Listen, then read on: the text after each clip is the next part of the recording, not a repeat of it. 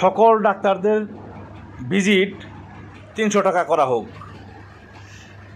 ডাক্তাররা যাতে কোনো অপ্রয়োজনীয় টেস্ট দিতে না পারে সেই দিকে নজরদারি করা হোক। ডাক্তাররা যাতে টেস্টের থেকে কমিশন বাণিজ্য না করতে পারে সেই দিকে নজর বাড়ানো হোক।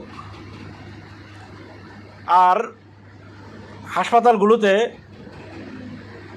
সাধারণ রোগীরা যাতে ঔষধগুলি সঠিকভাবে পায়, সরকারি যে ওষুধ আছে সঠিকভাবে যেন তাদের হাতে পৌঁছে সেই দিকে নজর দেওয়া হোক।